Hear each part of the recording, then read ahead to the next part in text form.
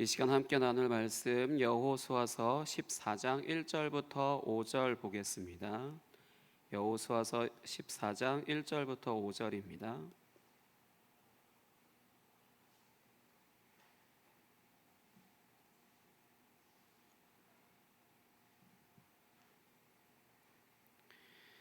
여호수아서 14장 1절부터 5절 한 절씩 교독하시고 마지막에는 같이 읽겠습니다. 이것은 이스라엘 자손이 가나안 땅에서 받은 기업 곧 제사장 엘르아살과 눈의 아들 여호수아와 이스라엘 자손 지파의 족장들이 분배한 것이니라.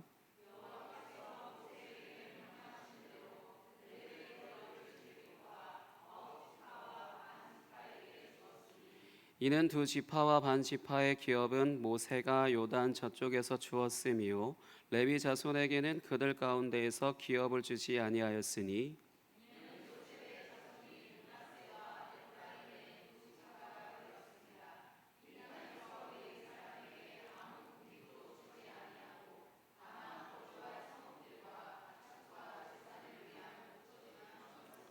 같이 읽겠습니다. 이스라엘 자손이 여호와께서 모세에게 명령하신 것과 같이 행하여 그 땅을 나누었더라. 아멘.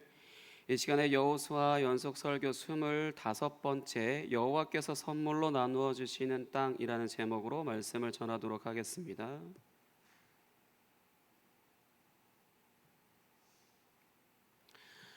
사랑하는 성도 여러분, 여러분들은 구원을 받으셨습니까? 이단 중에 구원파라고 하는 이단이 이런 질문을 한 번 그리고 또 한 번 이렇게 묻기 시작하면서 그러면 구원을 받은 날짜를 대보세요. 이런 식으로 이야기를 해서 날짜를 확신하지 못하면 구원을 받은 것이 아니라고 이야기를 하면서 과거에 미혹했었죠. 물론 지금도 아마 그러고 있을 겁니다. 사람이 심리적으로 질문을 2번 이상 받게 되면 첫 번째 받았을 때는 당연히 아멘 이렇게 했겠지만 두 번째 받기 시작하면 아멘, 세 번째 받기 시작하면 이런 식으로 계속해서 확신이 조금씩 흔들리게 되어 있습니다. 하지만 심리적인 흔들림일 뿐 사실이나 진실이 바뀌는 것은 아니죠. 계속해서 반복해서 묻는다라고 했을 때 마음에 위압감 같은 것들이 들기 때문에 그냥 잠시 흔들릴 뿐 사실 그것으로 인해서 진실이나 사실이 바뀌는 것은 아닙니다. 하지만 때로는 이런 질문에 대한 답을 나 자신의 확신이 아니라 성경을 통하여서 확인하는 것도 필요합니다. 내가 정말로 구원을 받았는지, 내가 정말로 이 땅에 임한 하나님 나라 그 안에서 살고 있는지, 또 장차 임할 새하늘과 새 땅에 내가 들어갈 수 있는지, 이런 것들을 내 생각과 내 감정과 내 확신이 아닌 하나님의 말씀을 통하여 확인하는 것도 필요하다라는 것입니다. 성경 66권을 통하여서 이런 것을 확인하면서 내가 구원을 받았구나라고 하는 것에 감사하고, 또 내가 하나님 나라에 들어가 있구나라고 하는 것에 감사하고, 새하늘과 새 땅에 들어갈 수 있겠구나라고 하는 것에 감사하는 것이 바로 구원의 확신이라기보다 구원을 이루어가는 삶이라고 할 수 있을 것입니다. 오늘 말씀을 통하여 여러분들이 정말로 구원을 받았는지를 확인하셔서 감사하시는 시간이 되시길 예수 그리스도 이름으로 축복합니다. 오늘 본문 1절부터 5절을 자세히 보시면서 말씀을 따라오시기 바랍니다. 오늘 본문은 이스라엘 자손들이 가나안 땅에서 각 지파별로 땅을 기업으로 분배받았다라고 하는 그런 내용입니다. 여기서 기업이라고 하는 단어를 쓰죠. 회사 같은 그런 기업 아닙니다. 기업이라고 하는 이 단어가 쓰여 있는데, 이 기업이라고 하는 건 부모가 자녀에게 유산을 물려주는 것, 부모가 자녀에게 유산을 물려주는 것과 같은 것으로 이해하시면 좋을 것 같습니다. 성경은 이러한 작업에 제사장 엘르아살, 그리고 여호수아, 그리고 각 지파의 족장들이 함께 수행한 것으로 말씀을 하고 있습니다. 여호수아와 지도자이기 때문에 여호수아와 지파의 족장들 역시 지도자이기 때문에 등장하는 것은 이해하겠는데, 제사장 엘르아살은 갑자기 왜 뜬금없이 왜 등장을 할까요? 우선은 민수기에 기록된 말씀을 그대로 순종하는 것이다라고 하는 것을 이제 이야기하는 것이고, 그리고 이러한 각 지파가 땅을 기업으로 받는다라고 하는 것이 사람이 아닌 하나님이 이제 여호와 하나님의 일인 것을 나타내고자 하는 것입니다. 이 땅을 분배하는 것이, 이 땅을 점령한 것도 여호와 하나님의 일이었던 것처럼 이 땅을 분배받는 것 역시 여호와 하나님의 일이다라고 하는 것을 나타내기 위해서 제사장 엘르아살도 이 일에 이제 함께 하고 있는 것입니다. 성경은 이 가나안 땅을 기업으로 나누어 주는 방식으로 제비뽑기라고 하는 방식을 사용하죠. 우리가 알고 있는 그런 제비뽑기인지는 알 수 없습니다. 어떤 방식을 사용했는지 알 수 없어요. 그저 제비뽑기라고 되어 있습니다. 단 이전에 아간의 범죄 사실을 찾아낼 때 이제 제비를 뽑았죠. 그때 방식과는 뭐 다른 것 같은데, 근데 그때랑 똑같다라고 할 수 있는 건 뭐냐면, 이 과정에 전적으로 하나님이 개입하셔서 하나님의 뜻대로 되어지는 것을 이제 의미하는 것으로 이제 제비 뽑기라고 하는 것을 이제 사용했다라고 하는 것을 이제 기억하시면 좋을 것 같습니다. 그리고 성경은 이때 땅을 기업으로 받은 지파의 수로 12지파가 아니라 9지파, 또 9지파면 9지파지 반지파, 이제 9지파와 반지파라고 기록이 되어 있죠. 이제 이것에 대해서는 3절과 4절에 이제 각각 이유를 제시하고 있습니다.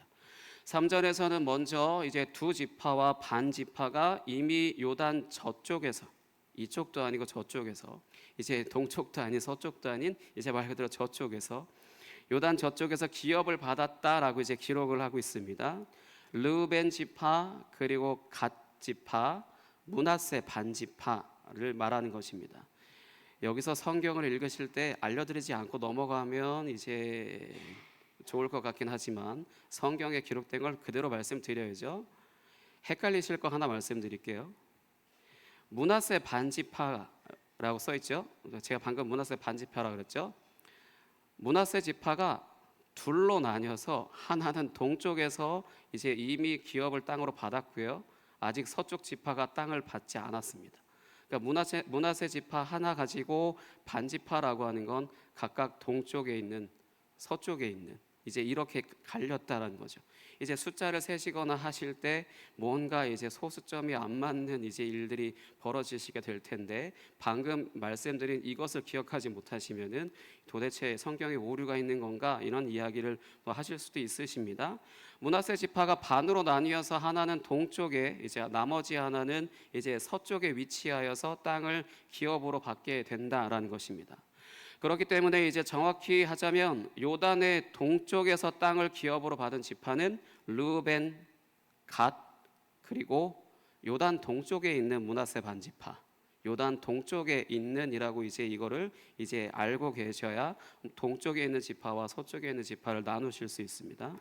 이렇게 두 지파와 반지파가 이제 모세를 통해서 기업을 받았다라고 하는 것을 말씀을 하고, 이어서 레위 지파에게는 땅을 기업으로 주지 않았다라고 이제 기록을 하죠.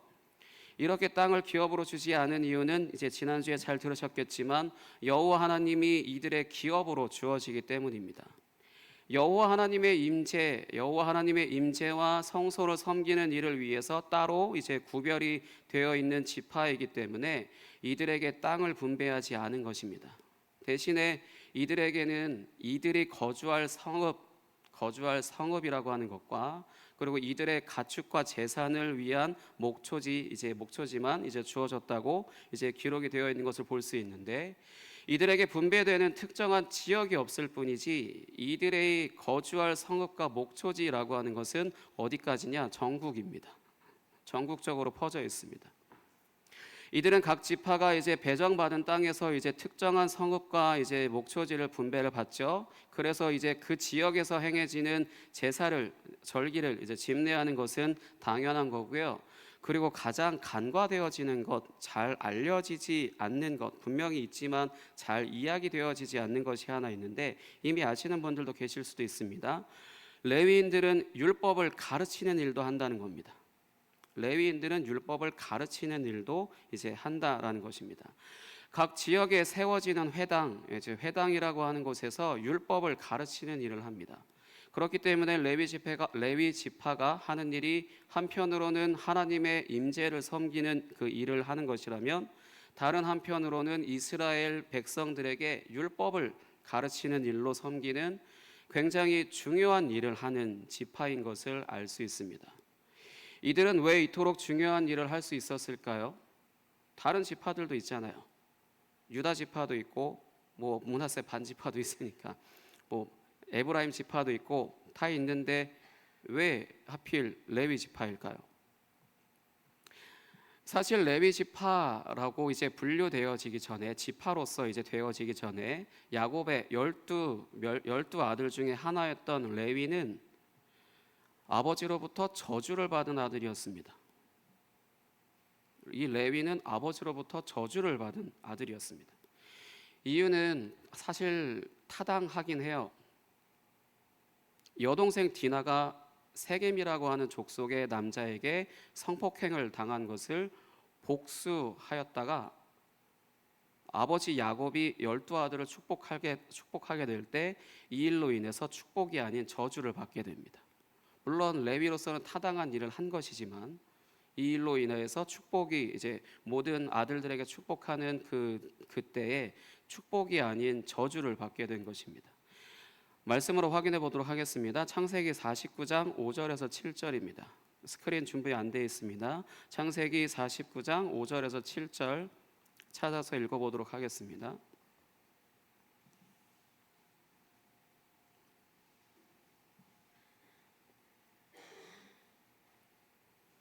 창세기 49장 5절에서 7절.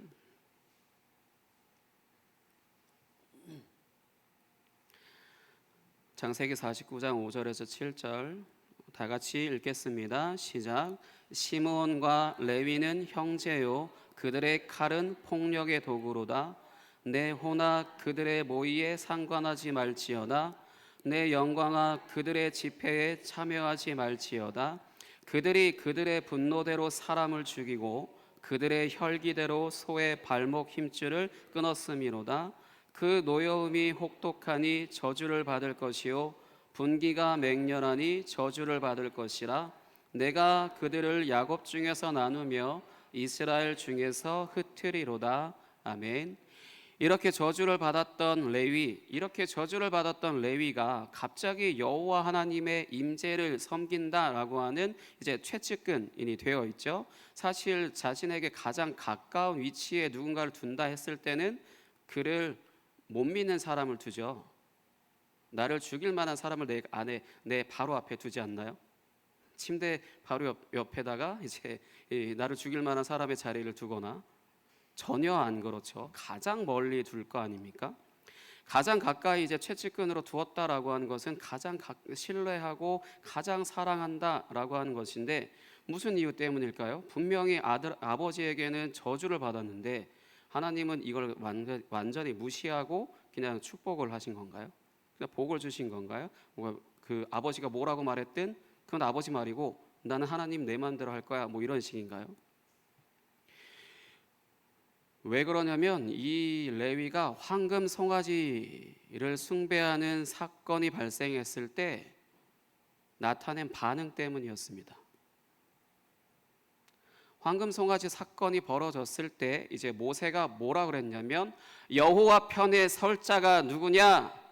여호와 편에 설 자가 누구냐라고 이렇게 외쳤을 때 반응했기 때문입니다.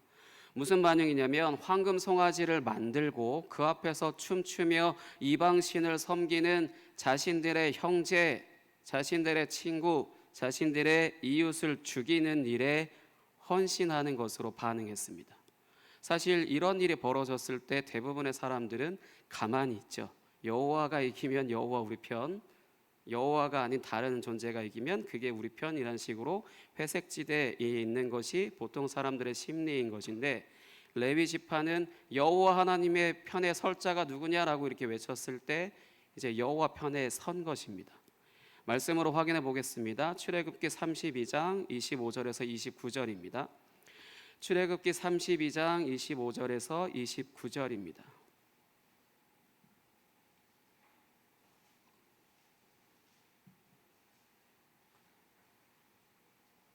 출애굽기 32장 25절에서 29절.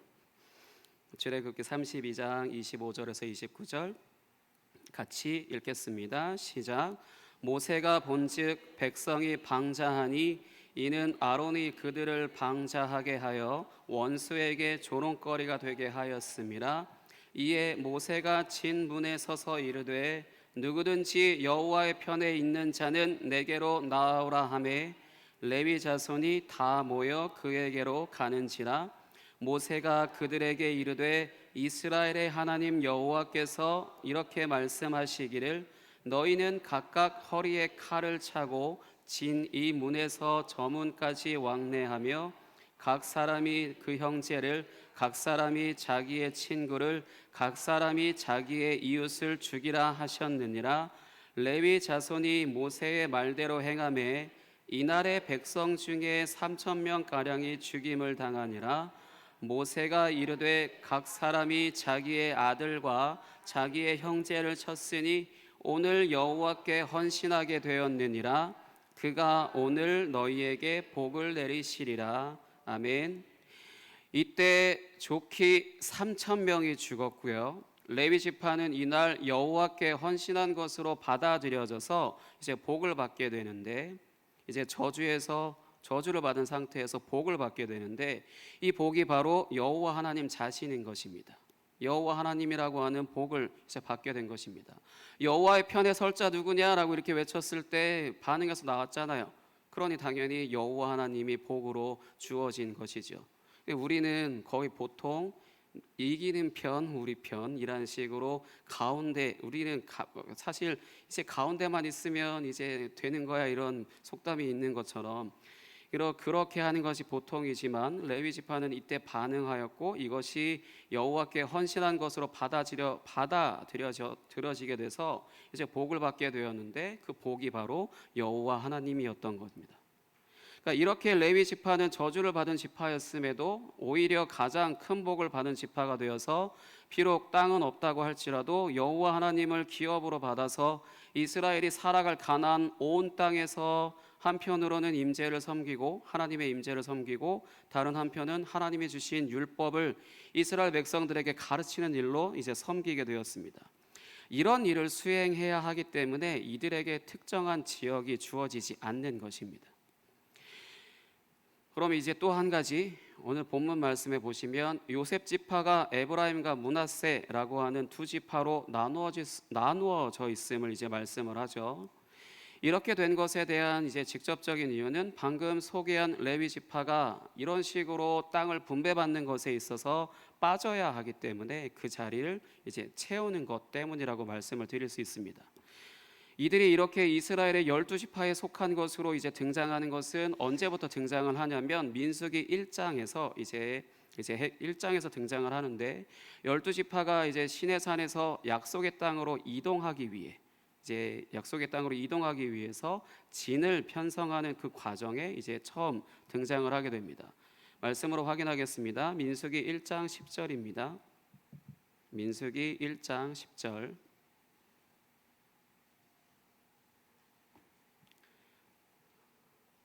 지금 창세기, 출애굽기 그리고 민수기 이렇게 순서대로 이제 가까운 곳으로 진행하고 있습니다.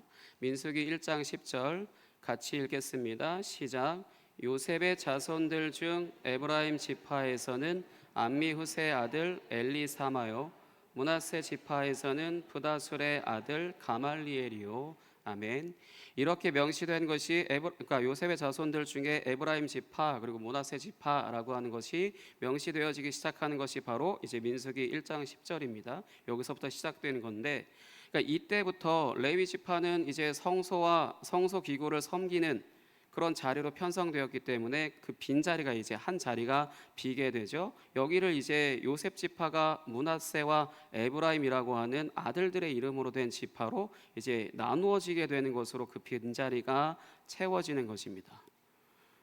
근데 왜 하필 또 요셉일까요? 다른 지파들도 있잖아요. 다른 지파들도 있는데 왜 굳이 요셉 지파가 이렇게 또 이제 두 개로 갈렸을까요? 그것은 야곱이 요셉의 두 아들을 양자로 삼았기 때문입니다. 이것도 역시 성경적인 근거가 있는 것입니다. 무척대고 그냥 한 것이 아니라 이제 야곱이 요셉의 두 아들을 양자로 삼았기 때문입니다. 다시 또 말씀으로 확인해 보도록 하겠습니다. 창세기 48장 5절. 창세기 48장 5절입니다.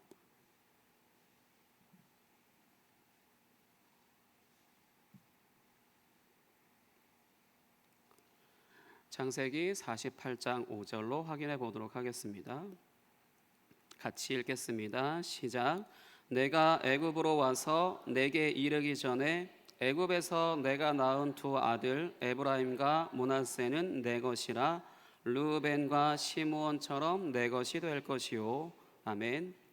요셉이 아버지 야곱과 재회를 하죠. 요셉이 아버지 야곱과 재회한 후에 이제 자신의 두 아들을 이제 아버지인 야곱에게 데리고 가서 이제 축복을 받는 그 장면입니다.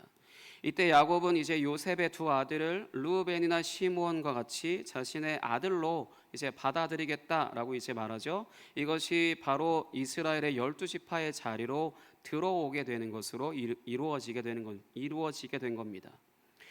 오늘 본문은 이렇게 가나안 땅에서 9지파와 반지파가 땅을 기업으로 받게 되는데, 이전에 2지파와 반지파가 모세를 통하여서 땅을 분배받았고 레위 지파는 땅 대신 여호와를 기업으로 받았으며, 요셉 지파는 야곱이 에브라임과 므낫세를 이제 자신의 아들로 입양한 것을 근거로 레위 지파의 빈자리를 이제 아들들인 에브라임 지파 그리고 므낫세 지파로 나누어서 채운 것을 이제 말씀하고 있습니다.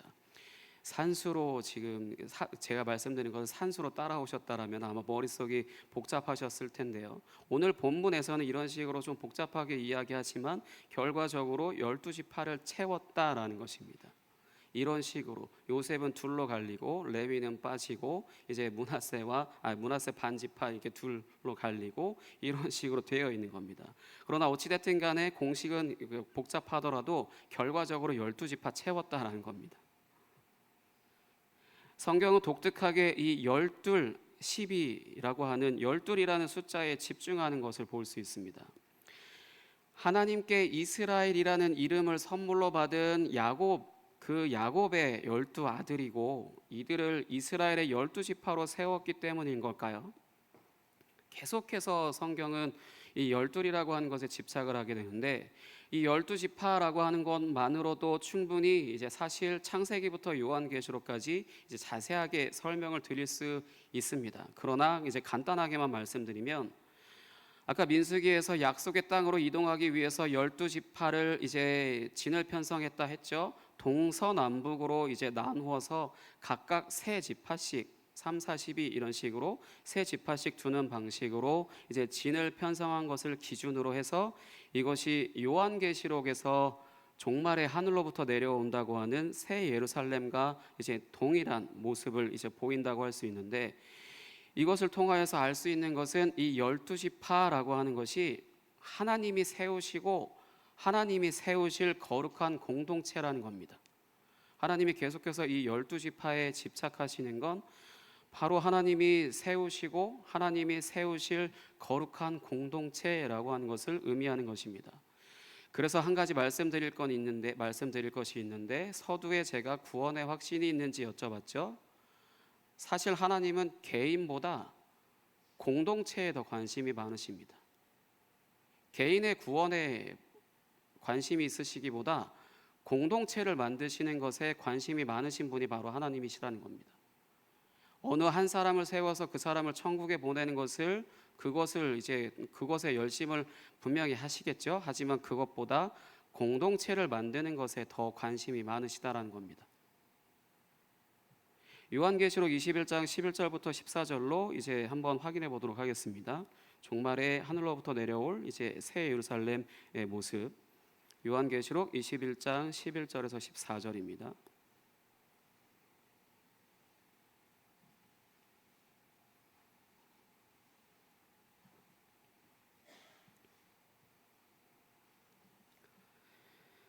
요한계시록 21장 11절에서 14절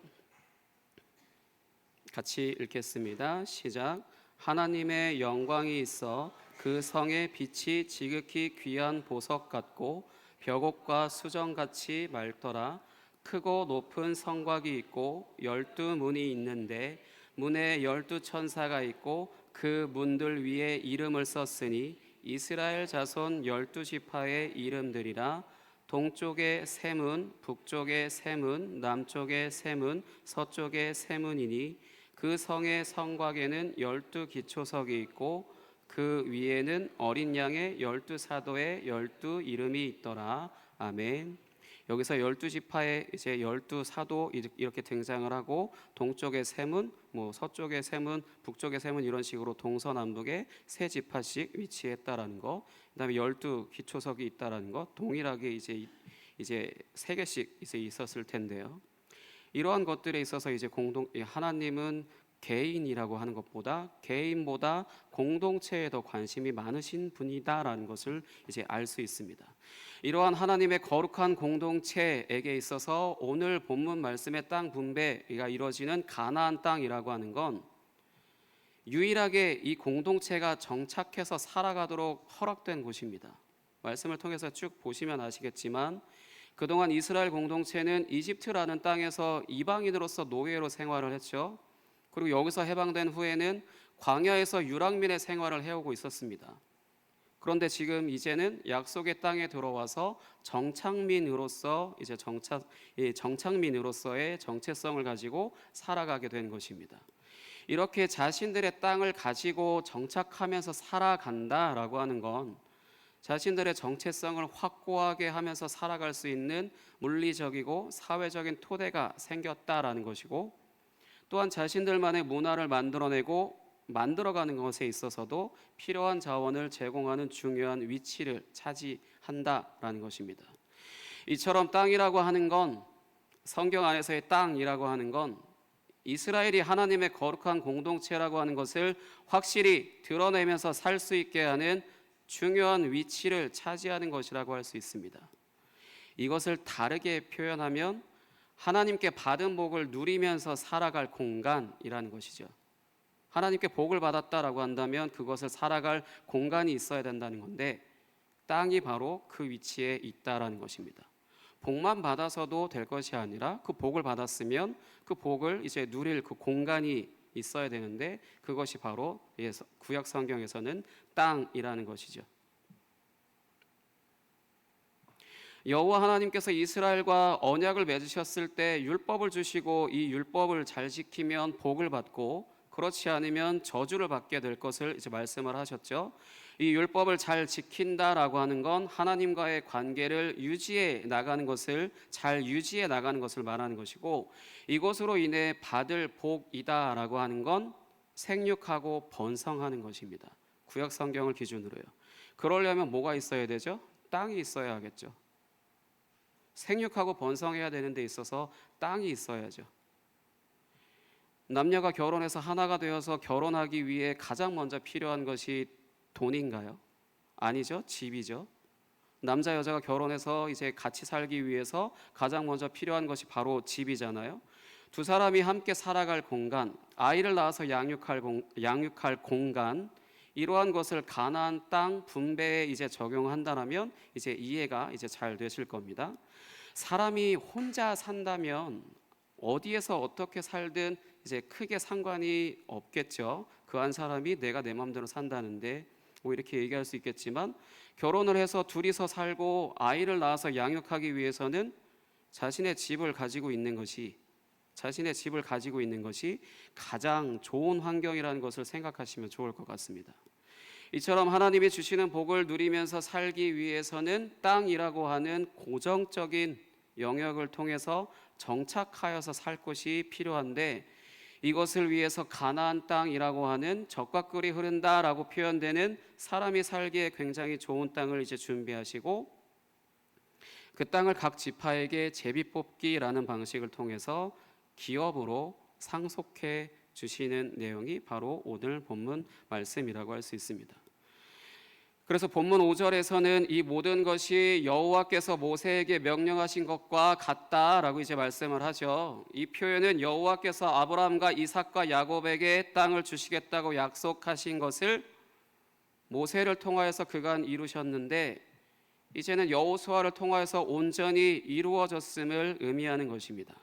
언약의 신실하신, 약속의 신실하신 여호와께서 이스라엘에게 선물로 주시는 겁니다. 이렇게 여호와께서 주신 약속의 땅은 앞서 말씀드린 것과 같이 하나님이 주시는 복을 누리는 장소로서 이제 주어진 것입니다. 이집트라고 하는 땅에서 이방인이면서 노예로 살던 이스라엘을 해방시키신 후에 그들을 가나안 땅으로 옮겨주셔서 하나님의 언약 백성이라고 하는 정체성을 가지고 살아갈 수 있도록 이제 하신 것임을 알 수 있습니다. 이런 의미로서 하나님이 땅을 선물로 주셨다라고 하는 건 신약의 용어로 구원받았다라고 하는 것과 같은 의미입니다. 에베소서 2장 8절과 9절로 일단 먼저 확인해 보도록 하겠습니다. 에베소서 2장 8절에서 9절입니다.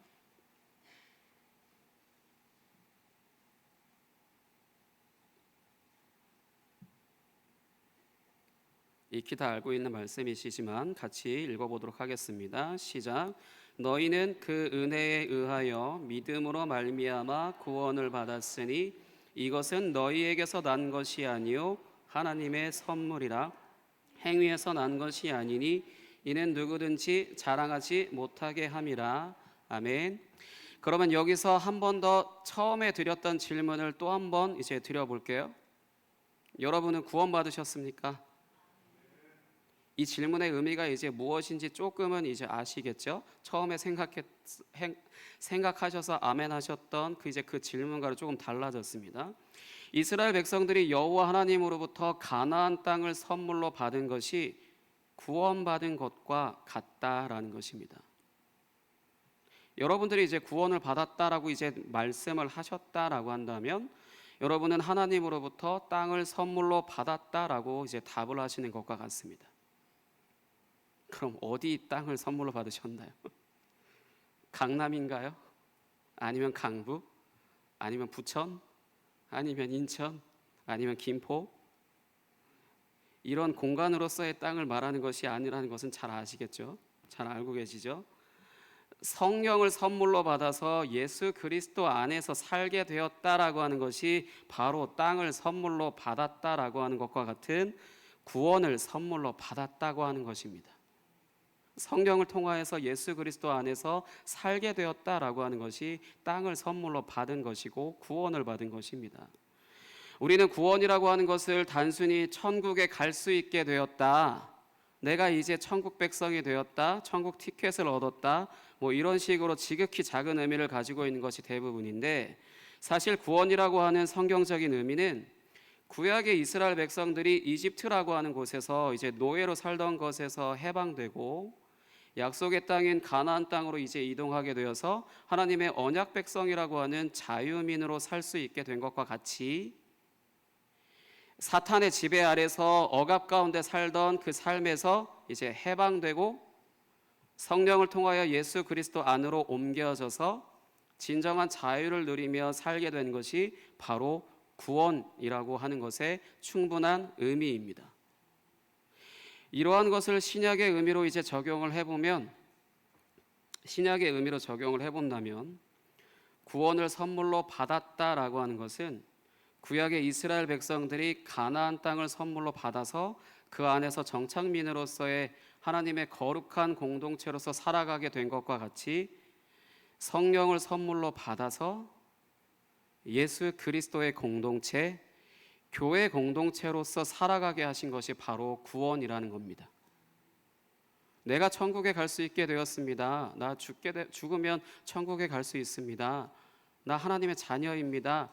이런 것만 이야기하기 위해서 구원을 주어진 것이 아니고, 구약의 이스라엘 백성들을 이제 12지파를 하나님이 그렇게 집착하시듯이 세우셨던 것처럼 공동체를 이제 관심이 더 많으시다고 했잖아요.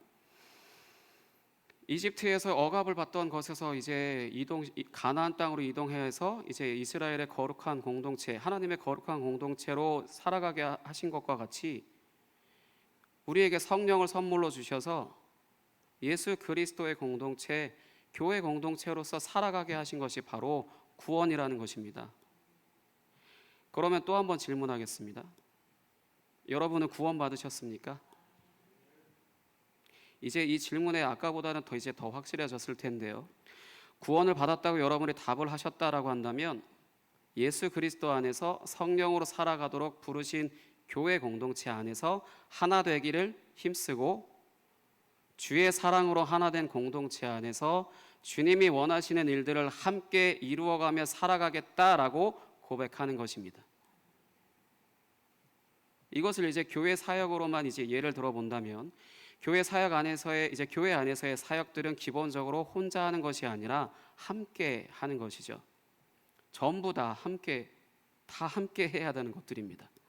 예배를 드린다라고 하더라도 혼자서 누구 한 사람에서 다 하는 것이 아니라 함께 해야 되는 것이고, 찬양을 한다 하더라도 각 파트가 있고 악기가 있고 여러 가지 있는 것처럼 그렇게 함께 하는 것이고요. 이 외에 거의 모든 봉사가 다양한 역할들이 나뉘어져 있어서 함께 하도록 되어 있습니다. 이것들이 그냥 단순히 기능적인 부분을 감당하기 위해서 역할이 나뉘어져 있는 것이 아니라 하나님께서 서로에게 주신 역할을 이제 존중하고 하나 되어서 우리에게 맡기신 사역을 감당하기 위해서 있는 것입니다. 그러니 만약 이것을 혼자서 감당하게 된다면 10명이 하던 것을 5명이 감당하게 되더라도 5명이 할 것을 혼자 한다 하더라도 어쨌든 소수가 하게 된다라면은 그 부담은 상당하겠죠. 많으면 많을수록 좋은 것이 아니라 하나님께서 세우신 사람들이 다수이고 그 사람들이 하나 되어서 하나님이 원하시는 뜻을 이루기 위해 봉사라든지 여러 가지 일들을 하게 된다는 건데, 그것을 만약 이제 하는 사람이 없어서 혼자서 감당한다고 한다면 이제 부담은 상당하겠죠. 그렇기 때문에 이것을 위해서 서로 협력해서 그 무거운 짐을 나눠져야 하는 것입니다. 모든 것이 다 함께 하는 것이기 때문에요. 이것이 우리의 삶의 자리에서도 이제 다르지 않습니다. 크게 다르지 않습니다. 십자가를 통하여 나타난 하나님의 나를 향한 사랑이 나를 구원하시는 것이고, 이것과 마찬가지로 공동체 안에서 하나됨으로 누리는 사랑이 역시 나를 구원하는 것이 되는 것입니다. 그렇기 때문에 나는 구원받았습니다, 나는 구원받은 사람입니다 라고 이제 대답을 한다면, 한편으로는 하나님이 나를 사랑하신다라는 것을 믿고 의지한다는 그런 고백인 것이고, 또 다른 한편으로는요, 공동체 안에서 우리를 하나 되게 하신 주님의 은혜로 우리는 하나입니다 라는 것을 믿고 서로 의지한다라는 그런 고백인 것입니다. 서두에 하나님의 사랑을 이야기할 때는 아멘 하시는 분이 계셨는데, 두 번째 공동체에서는 아무도 아멘을 안 하시네요. 우리를 하나 되게 하신 주님의 은혜로 우리는 하나입니다, 그리고 하나님이 나를 사랑하십니다 라고 하는 이 양쪽의 고백은 동전의 손등과 손바닥, 동전의 앞면과 뒷면 같은 것이라서 어느 하나라도 고백되어지지 않는다면 나는 혹시 하나님을 인격적으로 만난 경험이 있다고 해서 나는 구원받았습니다 라고 이렇게 생각을 할 수도 있겠지만, 이 구원을 온전히 누리거나 이루는 삶과는 거리가 멀 수 있습니다.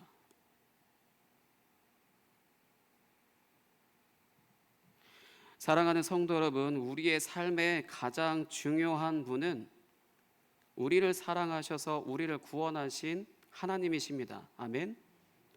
그러나 이거 못지않게 중요한 것이 있다라면 하나님이 나의 구원이십니다라고 하는 이런 고백, 우리를 사랑하셔서 우리를 구원하신 하나님이 나의 삶의 가장 중요한 분이십니다 라고 하는 이런 고백과 못지않게 중요한 것이 있다라면 바로 그 하나님의 사랑으로 구원을 받은 사람들이 주 안에서라고 하는 교회 공동체로 그 은혜와 사랑을 함께 누리는 것입니다. 그래서 우리가 하나님이 나의 구원이십니다 라고 하는 그런 고백을 하는 것도 참 감사한 일이고, 내가 구원받았습니다라고 하는 것을 참 감사한 일이죠. 하지만 이것과 마찬가지로 동일하게 중요한 고백은 교회 공동체 안에서 영혼 없이 하는, 주님의 사랑으로 사랑합니다 이런 영혼 없이 하는 그런 형식적인 말이 아니라 정말로 특정한 누구에게 당신이 나의 구원입니다, 당신이 나의 구원입니다 라고 이제 말을 할 수 있고, 또 이 말을 듣는다라고 한다면 이것이야말로 참으로 하나님이 주시는 구원을 온전히 누리는 삶이라고 할 수 있는 것입니다. 왜냐하면 하나님은 공동체를 더 중요하게 생각하시고 공동체를 세워가시는 것에 더 이제 마음을 쓰시는 분이시기 때문에, 우리를 교회 공동체로 부르셨다라고 한다면은 하나님이 우리의 구원이시기 때문에 우리를 부르신 것이지만, 그 이후에는 서로가 서로에게 구원이 되어주는 그러한 삶을 바라시는 것입니다. 그렇기 때문에 우리가 정말로 구원받은 사람으로 합당하게 산다라면은 나 혼자서 신앙생활 잘해서 뭔가 하나님께 복을 받고 은혜를 받고자 하는 것이 아니라, 내가 누군가에게 구원이 되어주고, 먼저는 누군가 나에게 구원이 되어주겠죠. 그리고 나서는 이제 내가 누군가의 구원이 되어줄 수 있는, 하나님의 사랑을 내가 받았다라면은 그 사랑을 다시 나타내서 하나님의 구원을 이제 내가 누군가에게 나타내 보여줄 수 있는, 그래서 그런 고백을 서로에게 할 수 있고 들을 수 있다라고 한다는 것이 바로 온전한 구원이라는 것입니다. 단순히 내가 예수님 만났고 믿었고 난 때 되면 천국 갈 수 있게 됐어 라고 하는 이런 고백을 위해서 하나님이 우리를 교회로 부르신 것이 아니라, 하나님이 우리의 구원이신 그런 사랑을 이제 서로에게 나눠주면서 함께 살아가라는 것이죠. 그런 부분에 있어서 이런 삶을 온전하게 산다는, 구원을 온전하게 산다는 것은 하나님 편에서도 온전해야 될 것이고 동시에 공동체적으로도 온전해야 한다는 것입니다.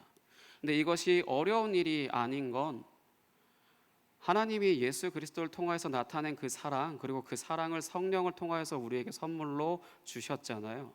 그러니 우리가 그 사랑으로 변화되어졌다라면은 당연히 그 삶을 사는 것이 어렵지 않은 것입니다. 다만 내가 나를 보고 있기 때문에, 다른 사람을 보지 않고 나만 보고 있기 때문에 결국은 이제 한쪽만 이제 생각을 하게 되고, 그것이 구원의 전부인 것으로 우리가 생각하면서 그렇게 살아가는 것이죠.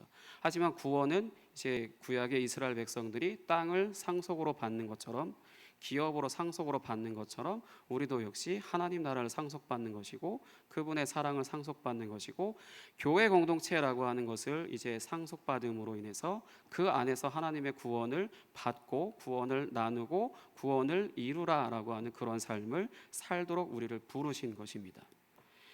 저와 여러분 모두 서로에게 이런 말을 할 수 있는 그런 하나님의 사랑으로 하나 되는 공동체가 되어서 주의 뜻을 온전히 누리고 이루며 살아가길 예수 그리스도의 이름으로 축복합니다. 이 시간 함께 같이 찬양하겠습니다.